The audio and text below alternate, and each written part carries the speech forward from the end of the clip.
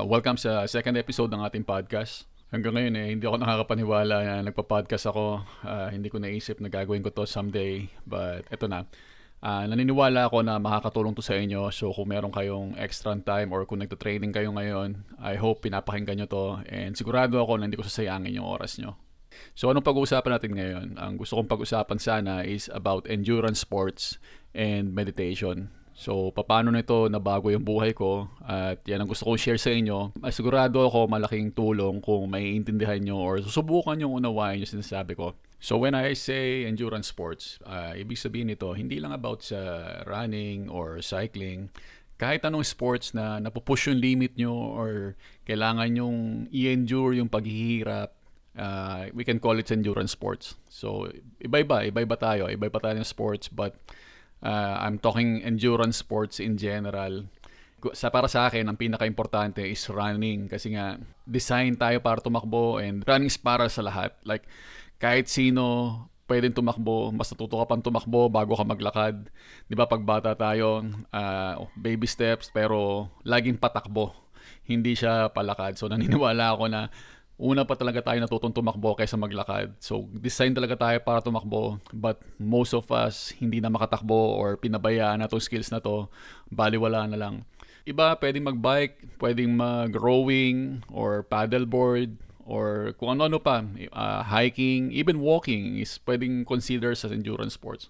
Sa meditation naman, when I say meditation, it's about controlling your mind or your thoughts. Halimbawa, kapag tumatakbo ka, ano naiisip mo, ano yung gusto ng katawan mo, it's about understanding kung ano yung sinasabi ng isip mo and then kung ano yung action na gagawin mo. I think ang meditation is para ka nag-gym pero ang pinapalakas mo is yung isip mo. Kasi pag sinabi ng isip mo na ayaw mo nang tumakbo or tinatamad ka na, well, yun ang susundin ng katawan mo, hindi mo nagagawin yung dapat mong gawin. Sa endurance sports, magkasama yan. Kailangan maintindihan ng isip mo na kailangan mong gawin yon at hindi ka dapat tumigil. And that is why karamihan ng mga professional na athlete, not just running, cycling, triathlon, or kung ano ba man, even sa basketball, Kobe Bryant even said na nagme-meditate siya araw-araw and malaki yung tulong nito para makafocus siya doon sa game. I think ganun din sa akin or sa atin, yun ang magiging malaking benefits ng meditation. For some, yung meditation nila is praying or may mga chants or may mga mantra silang sinasabi. But para sa akin, when you say meditation, hindi to about sa religion. Pwede mong gawin yan, pwede makatulong sa yan. Depende sa choice mo and napakaraming way para mag-meditate. Ang point ko lang or ang goal ko lang dito is at least ma-open up yung idea na pwede nyo palang gawin yon or meron palang ganon. Back in the 70s, 80s, parang hindi pa ganun katanggap yung meditation. Parang pag nakita nilang tahimik ka, hindi nila maintindihan yon kung ano yon, anong ginagawa mo. Maybe nakakatawa pa para sa ibang tao. Even until now, pag nakita nila mag-meditate ka, parang sa iba baliwala or kung ano man pinagagawa mo, parang weird ka. But proven na ng science na nag-work ang meditation. Makaparami ng studies niyan and pwede nyo i-research kung ano yung napakagandang epekto nito. And that is why karamihan ng mga professional athletes is ginagawa rin to. Okay, so let's start with the why or bakit. Bakit nyo kailangan gawin ang endurance sports and meditation? So ito, based on experience ko to hindi ako expert, hindi ako psychologist, but ito yung nangyari sa akin na sinashare ko sa inyo na naniniwala ako na talagang makakatulong din sa inyo or kung gagawin nyo, may intindihan nyo yung ibig kong sabihin. So bakit? Unang-una kung naliligaw ka sa buhay or hindi mo talaga alam kung anong gusto mong gawin, lalo na sa mga teenager, sa mga early 20s na hindi nila alam kung anong gusto nila, kung gusto pa nila itong trabaho na to or gusto nila itong gawin yung or habulin yung passion talaga nila sa buhay. I think lahat tayo is makikinabang kung magkakaroon tayo ng endurance sports at magme-meditate tayo. Kasi bakit kailangan mo ng endurance sports sa buhay? Kung hindi ka sure sa gagawin mo, sigurado ako na hindi sasayangin ng endurance sports, whether kung anong sports man yan, running, cycling, triathlon, sigurado ako hindi nito sasayangin yung oras mo. Napakarami mong benefits na makukuha sa pagkakaroon ng isang sports, regardless kung nagtatrabaho ka or kung ano man yung ginagawa mo sa buhay. And syempre, pag mas bata ka, mag-umpisa, mas maganda. Actually, isa to sa mga regrets na hindi naman actually regrets, but I wish natutunan ko or alam ko na noon pa. Mas maaga siguro ako nag-umpisa sa endurance sports and mas malayo siguro yung narating ko, mas maganda siguro yung improve ng buhay ko. Kasi noong time na yon, syempre lahat naman tayo party, inom, but nung natutunan ko to, sana ito na lang yung ginawa ko or sana mas in-spend ko yung oras ko sa mas meaningful na bagay na alam ko mababago nito yung buhay ko or mai-improve nito yung buhay ko. Sigurado ako na hindi kayo magkakamali at hindi masasayang yung oras nyo, even yung pera nyo, kung magkakaroon kayo ng sport or itatrain nyo yung endurance nyo. Ako ang dami kong inubos na pera sa totoo lang, bili ng bike, registration sa mga triathlon, marathon, iba-iba pang event. Syempre medyo magastos, but kung tatanungin niyo ako kung meron akong mga bagay na pinagkagastusan na hindi ko pinagsisisihan, ito yung mga registration and mga ginas ko habang sumasali ako sa mga endurance event. So, share ko sa inyo yung history or istorya ko or paano ako nag-umpisa. So, noon na uso yung mixed martial arts na nag-umpisa ako. Syempre ako, nagkaroon ako ng chance na mag-training. Nag-training ako, naging competitive naman kahit papano. And dati kapag ginugil mo yung pangalan ko, isa yung sa lumalabas is na nag-compete ako sa national, amateur national ng Brazilian Jiu-Jitsu dito sa Pilipinas. And naka-bronze medal ako nung time na yon. But dumating yung time na injured ako or yung likod ko is nagkaroon ng herniated disc. So hindi ko maigalaw yung kaliwang pa ako kasi naiipit yung ugat. So hindi ko siya masyadong maitaas. Naging limited yung movement and kailangan ko mag-therapy. Noon ang alam ko lang is running, jogging, ganyan. Kasi kailangan mo tumakbo kapag nagmamuay thai ka, nagbaboxing ka. Yan ang training mo para sa endurance. But hindi ako ganun kaseryoso sa running. Ang alam ko lang, kailangan ko tumakbo. Hindi ko sinusukat yung bilis, hindi ko sinusukat yung distance. Minutes lang, kung ilang minutes or isang oras ba akong tumatakbo. Ganun lang. Kasi after nung run, may mga kailangan ka pang gawin, may mga magta-training ka pa.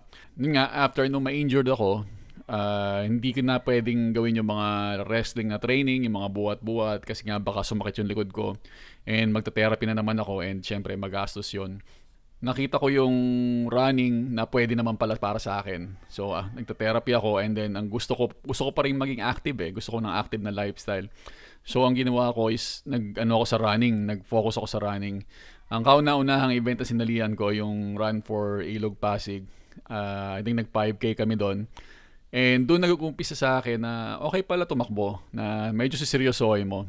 So after noon, sumali na kami sa mga Run United, nag-uumpisa sa mga 10K, and then eventually yung kauna-una kung 21 kilometers or half marathon. And then after nung half marathon, 32 kilometers, yung afro distance, until nakarating ako sa marathon. Hindi sumasakit yung likod ko kasi okay lang naman. And hindi siya ganun katulad ng wrestling na kailangan magbuhat na mabigat nababagsak. So wala na akong ganon. Ang ginagawa ko na lang is mostly running until every year sumasali na ako ng marathon noon sa Run United. So actually 3 event yon every year. Unang part ng taon is laging 21 kilometer, susunod is 32 kilometers, and then 42 kilometers nga yung full marathon. Tuto ako mag-training, nagbasa ako ng mga libro kung paano mag-train. Yun, naging successful naman kasi nai-improve ko yung oras ko every year until na-discover ko na nga yung duathlon. Yung pagbabike naman is lagi na ako nagbabike noon. Nagkaroon lang ng chance na sumali ako sa duathlon and nag-duathlon. And then challenge ko yung sarili ko na mag-swim. Hindi ako marunong mag-swim talaga. May nakakalutang but yung swim na distance swimming, hindi pa ako ganun karunong lumangoy. Ang ginawa ko, nag-aral ako, nanood ako ng DVD ng Total Immersion. And chinaga ko talaga. Doon sa process na yon, sobrang dami ko na natutunan.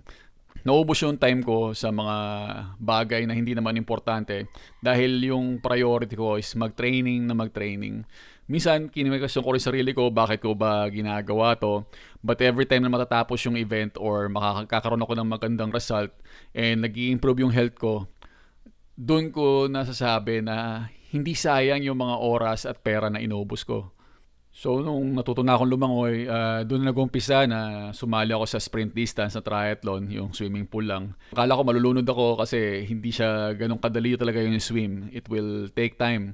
Hindi katulad ng mga bata na kapag nag-umpisa sila matutong lumangoy, mabilis sila matuto kasi wala pa sila masyadong takot sa tubig. And nagtitiwala sila dun sa coach or trainer nila sa swimming.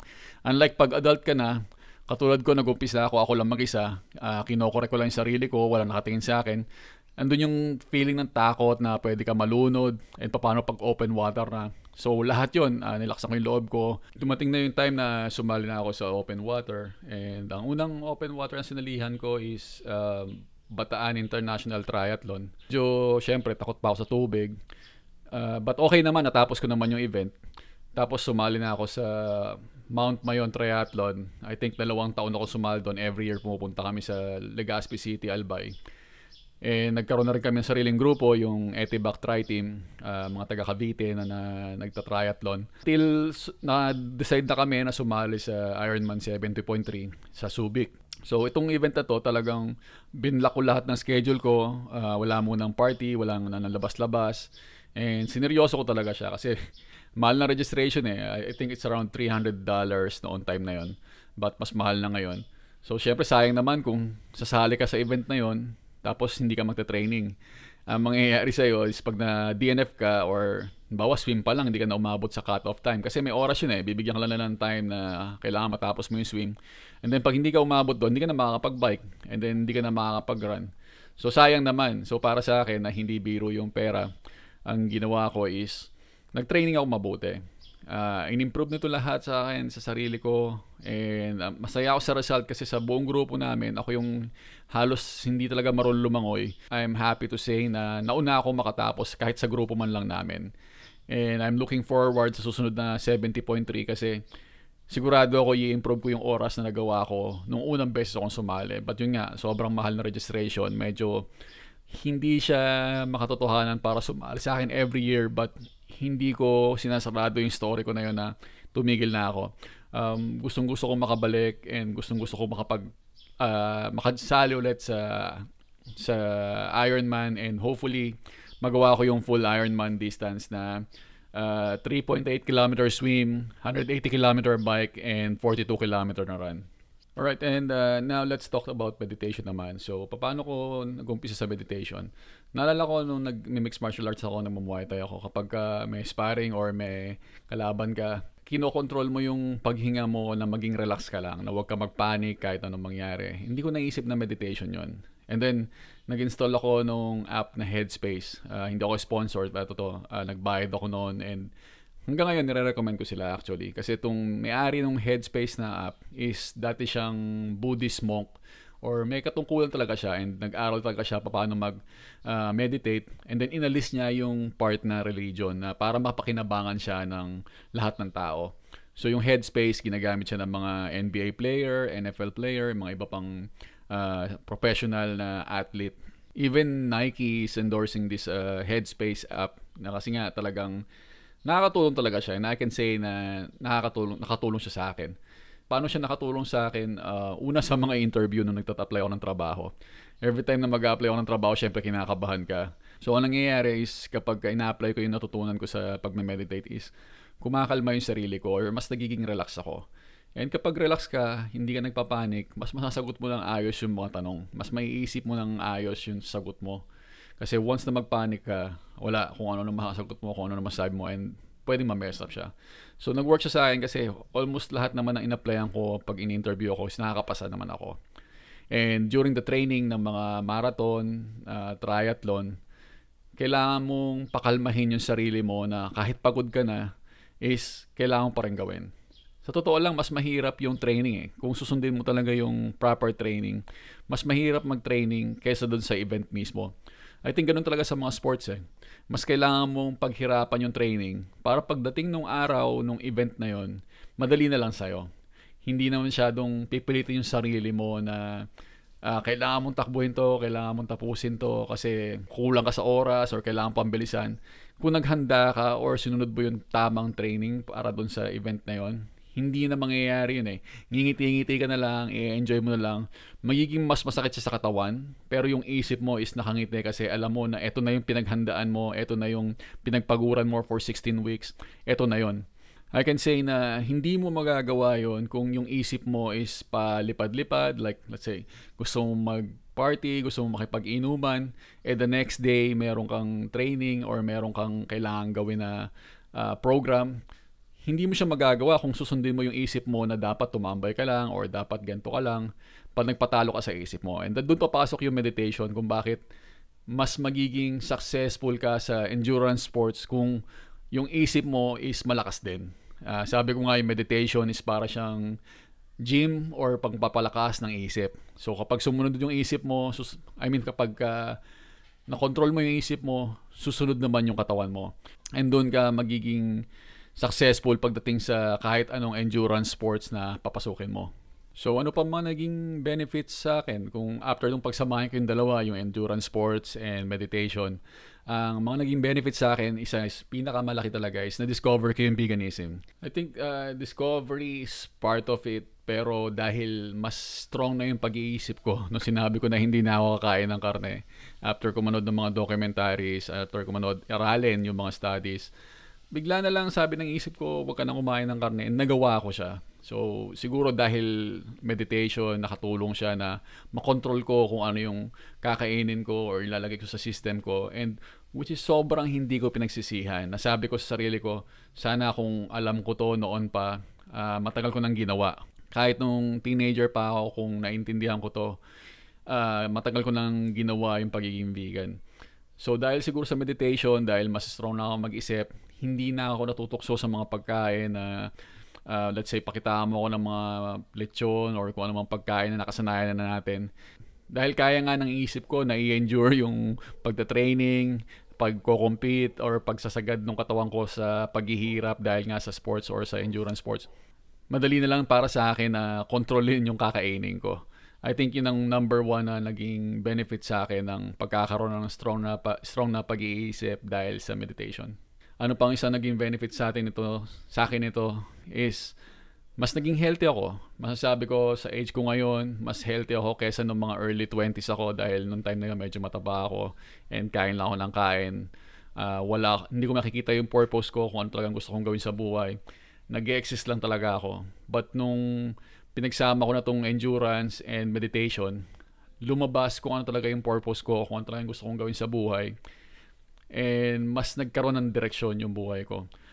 Masasabi ko na mas clear talaga or mas alam mo yung kailangan mong gawin or mas mapapriority mo yung mga bagay talaga na importante sa buhay mo kaysa yung mga hindi mo dapat gawin. Ano pang mga ibang benefits sa akin?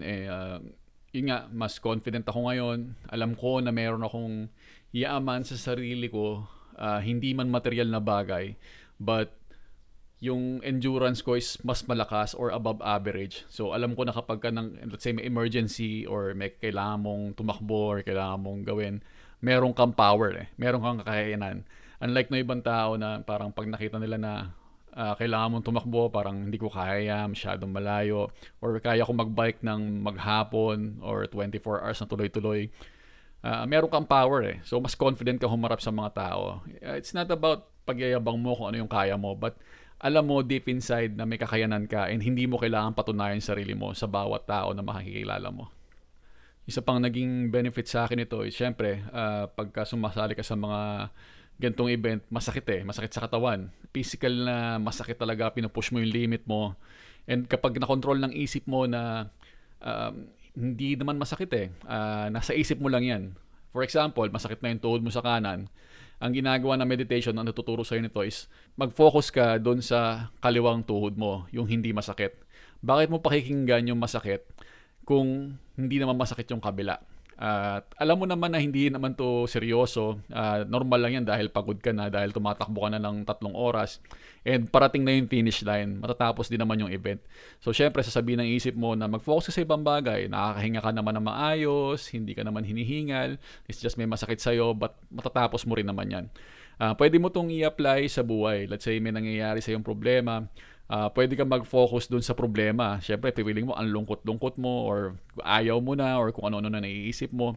Or mag-focus ka na meron namang maganda nangyayari sa akin kahit papano, or meron pang ibang bagay na mas magandang nangyayari, or hindi naman talaga ganun kahirap, or pwede mo rin maisip na meron mga ibang tao na mas mahirap pa dito yung pinagdadaanan. So kaya ko to, kakayanin ko to. Mas kakaroon ka ng mas strong na pag-iisip, hindi lang sa mga challenges sa pagtakbo or sa mga endurance sports. Magkakaroon ka rin ng malakas na pag-iisip kahit na anong problema yung dumating sa'yo sa buhay. Hindi ka magpapanik, hindi ka matataranta, relax ka pa rin, and mas ma-appreciate mo kung anong meron ka. Masabi ko na it will give new meaning sa buhay nyo, or mas magiging excited kayo sa mga mangyayari sa buhay nyo. Parang sa mga endurance sports kasi ganyan eh. Like say, tatakbo ko ng 42 kilometers, so magsasuffer ka for about 4 hours ng takbo ng takbo. Para sa akin, yung iba mas mabilis. Takbo ng takbo for 4 hours, walang tigil. Masakit eh. Pero bakit excited ka? Bakit masaya ka pa pagkatapos? Diba? So, ma-apply mo yan or madadala mo yan sa buhay. Magiging positive yung outlook mo sa buhay na kahit anong mangyari is meron at merong finish line. Ang buhay kasi natin, hindi naman to sprint distance lang na let's say mabilis lang 3K, 5K. Ang buhay natin is parang marathon na mahabang mahaba. Kailangan mong i-endure yung mga challenges, yung mga ahon, yung mga masasayang part like yung pababa, or yung mga hydration station or mga libreng pagkain during the event. But mahaba to. Kailangan mo i-endure yung mga mangyayari sa'yo. And being an endurance athlete is makakatulong talaga sa mga decision making mo sa buhay. And pag sinamahan pa ng meditation na hindi ka magpapanik, hindi ka maggagawa ng mga desisyon na makakasama sa'yo dahil nagpapanik ka, mas may enjoy mo yung buhay talaga. So siguro sa point na to, kung nandito pa rin kayo at nakikinig kayo, excited na kayo, ano bang dapat kong gawin, paano ko ba gagawin to, or paano ko ilalagyan ng endurance sports yung buhay ko. So when I say endurance sports nga, hindi naman talaga kailangan running, cycling, marami dyan actually. Inaano ko lang yung running kasi yun ang pinaka-basic pinakamura pa, walang gastos. Paano mag-uumpisa? Maghanap ka ng program para sa running or sa sports na gusto mo. And unang-una, kailangan mag-umpisa ka lang na mabagal or wag mong biglain. Alam mo yun, may mga tao kasi na kapag na-excite sila sa sports or sa mga bagong hobby nila, all out sila palagi. Like, buong araw gagawin, the next day, sagad ulit, third day, sagad-sagad, for the whole month, sagad sila, or in all out nila. Anong mangyayari pagka ganon? Mababurnout ka, hindi ka tatagal. Sabi ko nga, ang buhay natin is hindi naman siya sprint distance lang o mabilisan lang eh. It will be a long ride or napakahabang ride na kailangan dahan-dahanin mo. Umpisa ka mag-build ng habit. Mag-focus ka sa araw-araw na gagawin mo or kung ano yung nasa harapan mo. Bigyan ko kayo ng example. Kapag kayo nag-training sa unang 5K nyo, let's say gusto nyo sumali sa 5K na event, it will take around 12 weeks bago nyo magawa yon or bago kayo makatakbo ng 30 minutes na straight. Yun yung pinaka-basic na program. So let's say for example, ngayong araw na to, tatakbo kayo ng around 10 minutes. Naka-program yun. 1 minute na takbo, 1 minute na lakad. Uulitin mo for about 5 times and then that's it. Yun na yung gagawin mo para sa araw na yun. Hindi ka magta-training para sa 5K na paglabas mo ng bahay, tatakbo ka na ng 5K, bukas tatakbo ka ulit ng 5K, after ilang linggo lang sawang-sawa ka na, hindi mo na siya magustuhan. Kailangan mag-build ng habit na paglabas mo ng bahay, ito lang yung gagawin mo. Matapos yung program mo, hindi ka pagod na pagod, kayang pantumakbo, but looking forward ka the next day na gawin mo ulit yun. Ganun ang tamang program or ganun ang tamang approach. So, ganun ka rin magbibuild ng habit until hanapin ng katawan mo yung sports na pinaghahandaan mo or kung ano man yung event na pinaghahandaan mo. Usually sa amin, tuloy-tuloy ang training. For example, sa marathon, 16 weeks yan. Pagdating ng mga 15 na week, pang 15, hindi ka na masyadong tatakbo dun eh. Kasi bababaan mo na yung distance mo, mas easy na lang. Ang pakiramdam namin noon, takbo na kami. Gusto namin tumakbo na mabilis. But kailangan namin magpahinga para pagdating nung event na week na yon, ready na yung katawan namin, nakapahinga na, naka-recover na after namin siyang pahirapan. So, ganun nag-work yung endurance sports. Lahat ng sports naman yan, ganyan eh. May tamang program. Or magpo-focus ka dun sa mga bagay or sa mga program na kailangan mong gawin sa araw na yon. So, build ng habit and then mag-focus ka sa kung ano yung nasa araw na yon. Okay, so hindi ka pwedeng instant, ano na lang, malakas ka na or may na-improve mo na yung endurance mo. Hindi ganun eh. So, dapat mas concerned ka pa dun sa trajectory or kung saan papunta yung ginagawa mo kesa dun sa result. Along the way, yung result mararamdaman mo. Siyempre, kung goal mo pumayat or goal mo lumakas, mararamdaman mo yun unti-unti. Hindi siya magiging madali ka agad, but eventually, lalakas ka and doon ka lang mag-focus kung saan ka papunta. Hindi ka dapat mag-focus na dapat mabilis na ako ngayon, dapat payat na ako kaagad, dapat mas healthy na yung pakiramdam ko. Hindi ganun eh. Mag-focus ka sa bawat araw, tingnan mo yung araw na gagawin mo, kung ano yung program mo para sa araw na yon. Unti-unti, alam mo kung saan ka papunta. And kung i-graph mo or i-drawing mo yung progress mo, makikita mo pa-improve siya ng pa-improve. And you have to trust the process. So, kailangan sundin mo yung program or yung process na yon. Kapag nagustuhan mo yung process ng pagta-training sa isang event, for example na lang ulit, marathon, kung willing kang gumising araw-araw, na-enjoy mo yung training araw-araw, yung binayad mo sa mismong event, baliwala na yun eh. Yung process na araw-araw, gigising ka, tatakbo ka, ito yung distance mo, tatapusin mo, and then the next day, gagawin mo ulit. Kapag nagustuhan mo yon, magiging masaya ka araw-araw. Magiging satisfied ka habang tumatakbo ka. Hindi ka nakatingin lang do sa event. Of course, masarap yung feeling na tumawid ka sa finish line. Masarap yung makuha mo yung finisher medal, finisher shirt. Pero kung magpo-focus ka sa happiness mo sa araw-araw na na-achieve mo yung goal mo, it will give you happiness and satisfaction sa buhay mo. So siguro kung hindi mo nakukuha to sa mga ibang aspect ng buhay mo, let's say sa trabaho, sa family, or kung saan pa man, at least kung meron kang ganitong pinaghahandaan, mararamdaman mo yung happiness and satisfaction sa sarili mo until makita mo talaga kung ano talaga yung gusto mo or yung purpose mo. Pagdating naman sa meditation, ang masasabi ko paano kayo mag-uumpisa dyan is kailangan nyo i-educate yung sarili nyo. Marami ng information sa internet, marami ng app na available dyan. Ako ang ginamit ko personally is yung Headspace. Pero meron ding Calm na app yata. Hindi ko pa siya natatry but naririnig ko is maganda yung feedback nila. Kung may mga kilala kayo na mga marunong mag-meditate or yung mga nagtuturo talaga, pwede nyo silang i-message, tanongin nyo sila or papaano or anong dapat nyong gawin kung kailangan nyo ng magtuturo sa inyo. So sigurado ako maraming available sa internet ngayon. Lahat naman pwede online. And huwag kayong matakot na mag-spend ng pera kasi reasonable naman yan and hindi siya ganun kamahal unang-una. Pangalawa, yung benefits niya beyond pa sa pera. Masasabi ko na huwag niyong panghinayangan yung pera kasi yung makukuha niyong benefits. As long as totoo yung makukuha yung teacher or trainer, magandang magiging benefits niyan. Worth ng pera na ibabayad niyo yan. It will just take about 10 minutes every day sa umaga. Magbibuilding kayo ng habit. Sabi ko nga, para din siyang endurance sports para sa isip. So, ito train niya yung isip nyo na maging mas malakas. Mas masunod yung mga bagay na gusto nyo and mas makokontrol nyo yung emotions nyo. Mas makokontrol nyo yung mga actions nyo and mas maiintindihan nyo yung emotions nyo. Pagdating naman sa mga sports, alam nyo na yan, marami sa inyo na sigurado ako, runner na, cyclist na nakikinig dito.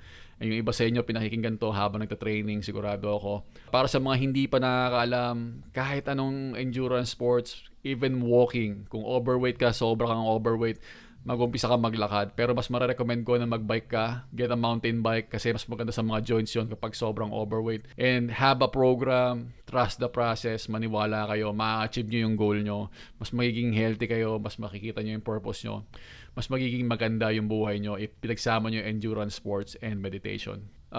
Kailangan nyo ba ng coach para dito? I would suggest na kung meron kayo makukuha ang coach or kung afford nyo na gumastos para sa isang coach, is pwede naman. Pero kung hindi kayo willing gumastos para sa mga coach, pwede kayo mag-research sa internet dahil lahat naman ng information nasa internet na. It's just a matter of taking your time na i-analyze kung ano talaga yung tama or ano yung pwede talaga na mag-fit para sa lifestyle na meron kayo. Sa mga sports, pwede rin ang swim. Kung hindi kayo marunong mag-swim, it's about time na matuto kayo mag-swim kasi kung hindi kayo marunong mag-swim, hindi nyo alam kung ano yung namimiss nyo. Ako, late na ako natuto. Sana nung bata-bata pa ako, natuto na ako mag-swim. Mas confident na ako kapag pupunta sa beach. Makakalangoy na ako, hindi na ako ganun katakot na takot sa tubig. Mas naiintindihan ko na siya ngayon.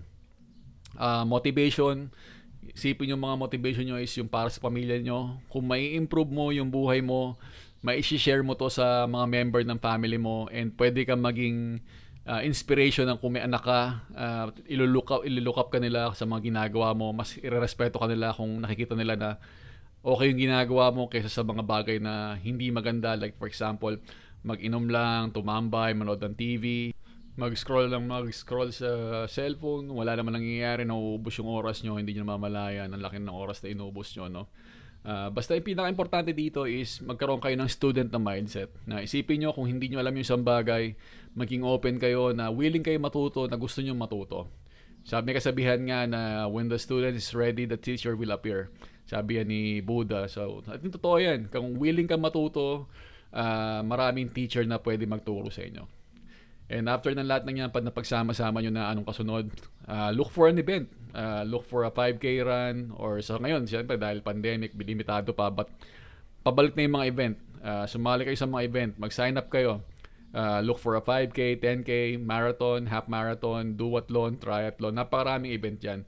And kapag sign up kayo, huwag nyo iisipin yung event lang. Huwag kayong mag-focus sa event lang. Mag-focus kayo kasama yung training, kasama yung everyday na gagawin nyo until dumating yung araw na yon na maisip nyo na sulit lahat ng binayad nyo, sulit lahat ng paghihirap nyo, and mas magiging proud sa inyo yung mga kakilala nyo, pamilya nyo.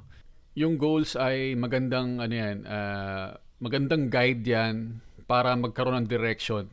Parang yung finish line lang. Let's say, may target ka na finish line for 5-kilometer race.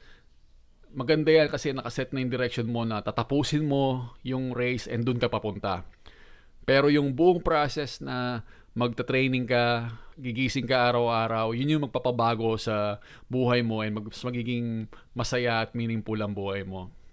Gawin mo lang ito ng gawin and tuloy-tuloy magiging successful ka sa buhay mo dahil lahat ng training mo para sa mga endurance sports is applicable sa buhay. Kung may mga challenges ka, alam mo na kailangan mo lang laksan yung loob mo. Nagawa mo ang tumakbo ng ganito kalayo nagagawa mo nga yung ganitong bagay, di ba? Ano pa kaya yung sa totoong buhay, or ano pa kaya yung mga darating na pagsubok pa sa'yo? Sigurado mas magiging malakas yung loob mo. Ang success is hindi siya once in a lifetime transformation Success is the product of daily habits. Kung ano yung mga ginagawa nyo araw-araw, yun yung magli-lead sa inyo ng transformation into success.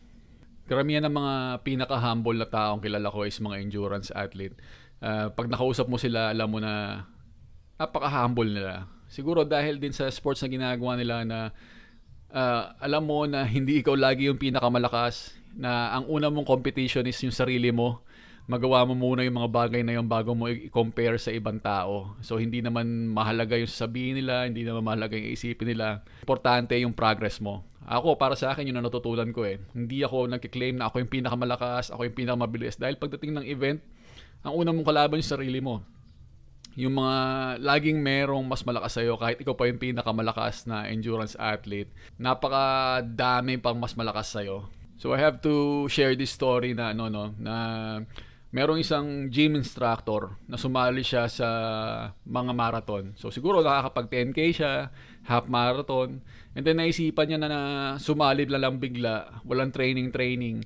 Kahit nasabihin mong instructor siya sa gym or nagko-coach siya sa mga weightlifting or kung ano mang sports, dapat alam mo na progression pa rin dapat Dapat nag-umpisa ka pa rin sa mga madali lang or may training ka pa rin o pinaghandaan mo pa rin. But ang ginawa niya is sumalagad siya sa ultramarathon. Ang nangyari sa kanya is, sinumpa niya yung ultramarathon na parang halos hindi siya makalakad for ilang days, ganon. Kasi dahil hindi ka nag-training or hindi ka naghanda. So tuturuan ka talaga ng mga ganitong bagay na maging humble, and next time paghandaan mo na yung event and hindi ka na dapat na basta na lang susugod ng walang alam, kailangan mo munang i-train or ipaghihanda yung sarili mo. Sa endurance sports kasi hindi namin ginagawa to for aesthetic lang or para lang maganda yung katawan namin or para maging fit. Madalas ng mga endurance sports, tingnan nyo yung mga katawan nila, mga payat or talagang sagad yung katawan nila. Iba kasi pag katulad nangyari dito sa gym trainer na to. Sa gym kasi more on bodybuilding, magandang curves, magandang muscle, kailangan lumaki yung katawan, ganyan. Endurance sports is different sa ganyan. Hindi talaga siya ganyan. It's more on yung kakayanan ng sarili mo na i-endure yung paghihirap na pagdadaanan mo. Hindi siya maporma tingnan or hindi siya maganda tingnan. Lalo na during the event, pag mag-isa ka na lang, wala nanonood sa'yo, tumatakbo ka, mahirap ng pakiramdam talaga. And hindi siya para sa yabang lang talaga eh. Dito nga sa probinsya, pag pinakita nilang takbo ka ng takbo or bike ka ng bike, pagtatawanan ka pa eh. Kasi feeling nila sinasayang mo yung oras mo, sila nagtatrabaho, magbubukid, ganyan. Para sa kanila nakakatawa na ikaw takbo ka lang ng takbo. Hindi nila maintindihan yun. Hindi nila alam kung ano yung ginagawa mo, bakit ganon. Pero hindi mo rin naman kailangang isipin kung ano yung sasabihin nila. Dahil may sarili kang goal eh. Goal mo yun and personal mo na goal yun. Hindi mo kailangang i-explain sa ibang tao. As long as alam mo yung ginagawa mo and hindi masama yung ginagawa mo, okay lang yan. Tuloy mo lang yan. That's how meditation and endurance sports will improve your life. Sigurado ako hindi masasayang yung oras mo. And even ako, kung alam ko lang itong mga bagay na to nung bata ako, siguro pumunta ako ng Thailand para mag-training ng Muay Thai habang bata pa. Marami akong ginawa sana. Pero yun nga, nangyari na. Nakafocus ako sa ngayon. Everyday nag-run or nagbabike pa rin ako as long as may chance. And I can say na mas healthy ako kaysa sa age ko ngayon. And ang goal ko is kung dumating man ng time na senior citizen na ako, malakas pa rin ako or ititreat pa rin nila ako na matanda na pero yung cardio ko at endurance ko is parang 30 years old pa rin. Ang naging epekto sa akin ng dalawang bagay na to, yung meditation at endurance sports is mas naging confident nga ako, nasabi ko nga kanina. And nagkaroon ako ng lakas ng loob na gumawa ng podcast, gumawa ng YouTube channel. And ang ginagawa ko dito, ang sinashare ko dito is yung mga experience ko na gusto ko maranasan nyo rin or maramdaman nyo rin para magkaroon ng mas magandang result yung buhay nyo. Hindi lang naman to sa sports lang. May i-apply nyo talaga to sa totoong buhay and mas magkakaroon kayo ng meaningful and mas ma-appreciate nyo and magkakaroon ng bagong meaning yung buhay nyo. Alright, so sana nakatulong sa inyo. Medyo humaba yung podcast natin ngayon. Sana i-share nyo kung meron kayong mga tao na gusto nyong mapakinggan to at makakatulong sa kanila. And gusto nyo magkaroon ng training partner. Share nyo sa kanila to, baka makakatulong kung bakit nila kailangan gawin to. Thank you guys for listening. Go vegan!